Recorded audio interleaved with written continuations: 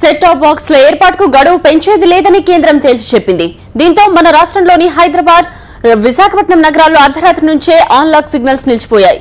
ఇక set top box ఉంటే గానీ ఈ రెండు నగరాల్లో జనం కేబుల్ ప్రసారాలు చూడలేరు.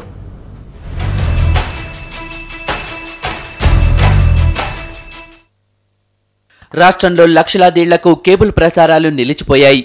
హైదరాబాద్, విశాఖపట్నం నగరాల్లోని బుల్లితెర ప్రేక్షకులు, కేబుల్ ఆపరేటర్లు తీవ్ర నిరాశలో కూరుకుపోయారు. టీవీ ప్రసారాలను డిజిటలైజేషన్ చేసేందుకు సిద్ధమైన కేంద్రం సెట్ టాప్ బాక్సుల ఏర్పాటుకు గడువు పెంచేది లేదని స్పష్టం చేసింది. దీంతో హైదరాబాద్, విశాఖపట్నం ఈ రెండు నగరాల్లో అర్ధరాత్రి నుంచి ఆన్లాక్ సిగ్నల్ నిలిచిపోయాయి. ఇక్కడ సెట్ టాప్ బాక్సులుంటే తప్ప కేబుల్ ప్రసారాలు చూడలేని పరిస్థితి నెలకొంది. హైదరాబాద్, విశాఖపట్నం ఈ రెండు నగరాల్లో సుమారు 50 లక్షల సెట్ టాప్ బాక్సులు అవసరం కాగా కేవలం 7 లక్షల సెట్ టాప్ బాక్సులు మాత్రమే అందుబాటులో ఉన్నాయని కేబుల్ ఆపరేటర్లు చెబుతున్నారు. అందరికీ సెట్ టాప్ బాక్సులు అమర్చాలంటే మరికొంత గడువు ఇవ్వాలని, పైగా ధర కూడా తగ్గించాలని వారు డిమాండ్ చేస్తున్నారు.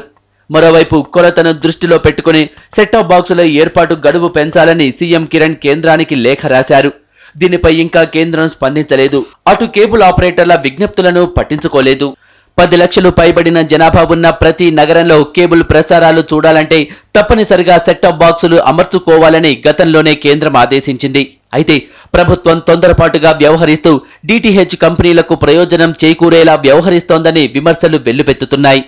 దీనిపై రాష్ట్ర కేబుల్ ఆపరేటర్లు హైకోర్టును ఆశ్రయించారు. సెట్ టాప్ బాక్సుల గడువు పెంచేలా ఆదేశాలు ఇవ్వాలని కోర్టును అభ్యర్థించారు.